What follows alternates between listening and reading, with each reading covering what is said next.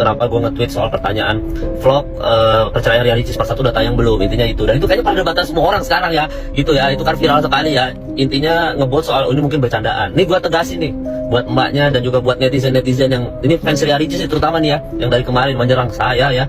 Nih gue tegasin, itu tidak bercanda, itu satu, itu bukan bercandaan, itu pertanyaan. Dan pertanyaan itu hanya bisa gua lemparkan ke seorang Ria Ricis. Kenapa gue bilang kayak gitu? Karena kita sama-sama tahu dan ini fakta. Cuma Ria Ricis, nggak tahu deh, mungkin cuma Ria Ricis mungkin ya. Tapi ini fakta. Ria Ricis itu behaviornya adalah mengupload semua kehidupan personalnya dia ke YouTube, ke sosial media. Nikah, pacaran, ijab kabul, akikah, suaminya masuk rumah sakit, masuk IGD, bokapnya, soal bokapnya yang ya kita sama-sama tahu lah gitu. Semuanya honeymoon dia upload semua. Bahkan ziarah kubur dia upload berpart-part. Ziarah kubur loh. Nggak, gue tanya deh, siapa dari kalian yang ziarah kubur kepikiran bikin konten gitu? Ziarah kubur. Kita mah kalau ziarah kubur udah mengingat kematian aja udah. Tapi ini bisa loh kayak, hari ini kita mau ziarah kubur loh. Tadinya gue udah males nih bikin video-video begini ya kan, bahas ini. Tapi karena tadi malam banget nih, gue baru nonton konten TikTok ada yang selesaiin gue. Jadi isi kontennya tuh tentang pertanyaan gue ke Ria Ricis. Intinya ada beberapa poin yang pengen banget gue debat, makanya gue bikinin video ini gitu. Dan dibahas kalian aja lah, toh juga udah viral. Ricisnya juga udah mention gue di Twitter, di TikTok. Jadi biar sekalian aja lah, biar clear. Toh juga kasus ini habis debat capres hilang. Aku nggak habis pikir ketika Mas Kemal Pahlevi bisa-bisanya ngomong kayak gini ke Mbak Ria Ricis. Mungkin maksudnya bercanda ya. Di video itu intinya adalah mbaknya ini heran dan bingung kenapa gue nge-tweet soal pertanyaan vlog perceraian Ria Ricis part 1 udah tayang belum, intinya itu. Dan itu kayaknya perdebatan semua orang sekarang ya, gitu ya, itu kan viral sekali ya.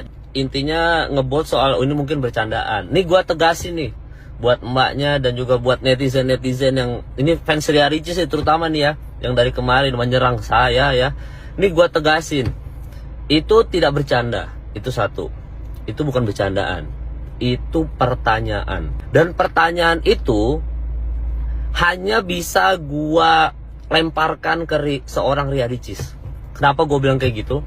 Karena kita sama-sama tahu dan ini fakta. Cuma Ria Ricis, nggak tahu deh, mungkin cuma Ria Ricis mungkin ya. Tapi ini fakta. Ria Ricis itu behaviornya adalah mengupload semua kehidupan personalnya dia ke YouTube, ke sosial media.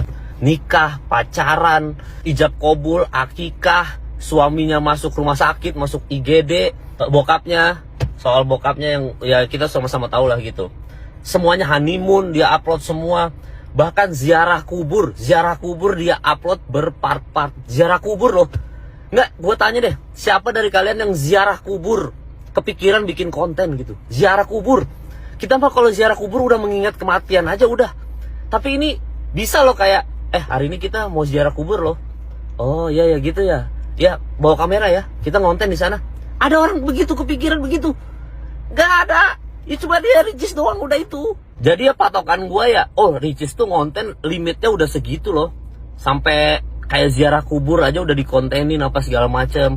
Itu tuh limitnya udah segitu gitu. Makanya gue berani nanyain itu. Dan itu pertanyaan kan, itu pertanyaan, bukan statement, bukan nggak ada unsur bercanda, nggak ada, itu pertanyaan. Kalau ada, ya gue mau nonton, siapa tahu itu jadi pembelajaran gue supaya itu nggak tertimpa di rumah tangga gue. Mungkin di situ ada video soal perceraian ternyata ribet, biayanya berapa segala macam. Mungkin di vlog itu jadi edukasi gitu, jadi edukatif. Makanya gue mau nonton. Tapi kalau nggak ada mah ya udah gitu.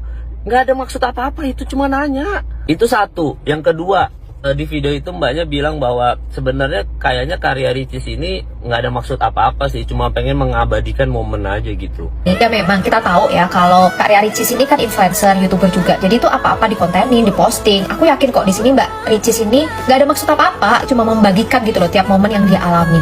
Nah, nggak ada maksud apa-apa, ini harus di bold nih mbak. Ini mohon maaf banget mbak, ini harus di bold. Nggak ada maksud apa-apa itu, bener mengabadikan momen dan nggak ada maksud apa-apa ketika AdSense tidak nyala. Kalau AdSense-nya nyala, itu bukan cuma, itu nggak ada, bukan, nggak ada maksud apa-apa, enggak. Kalau AdSense-nya nyala, itu ada apa-apa mbak. Jatuhnya adalah itu bisnis, karena ada profit, karena ada keuntungan dari video itu. Ini Ria Ricis ini jenius, Mbak. Dia itu pebisnis, bener dah. Itu konten, emang ya ini mah bisnis bergedok personal life ini mah, gitu. Ini jenius ini anak, ini mah Ricis ini jenius gitu. Dia bisa tuh, oh dia tahu kalau upload keluarga yang bagaimana, kalau ziarah kubur ini viewersnya banyak, dia tahu, dia bisnis gitu. Dan itu tuh ada profit, ada keuntungan. Dia nyalain AdSense, berarti ada duit masuk ke dia gitu. Oke, mengabadikan momen. Temen saya juga banyak, temen gue juga banyak yang mengabadikan momen sama anaknya, sama keluarganya. Tapi ya udah diabadikan aja, direkam, diupload ke Instagram. Ini kan diupload ke YouTube, AdSense-nya nyala. Jadi kalau di bold, ini mah nggak ada maksud apa-apa. Ini mah cuma mengabadikan momen. Kalau ada AdSense-nya itu ada apa-apa, itu berarti artinya itu bisnis, udah bisnis. Tapi ya udahlah. Toh gue bikin video ini juga kalian tetap serang saya. Toh gue bikin video ini juga tidak mengubah perspektif kalian kalau saya tidak punya empati. Jadi ya udahlah, gue sekalianin aja bikin video ini. Dan intinya sehat-sehat terus aja buat mbaknya, sehat-sehat terus buat Ria Ricis. Semoga Ria Ricis dan mbaknya itu makin sukses.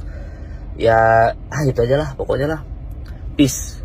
Jangan peace, ini jadi 02 ya. Jadi gimana dong? Peace. Peace. Ini juga amin nih.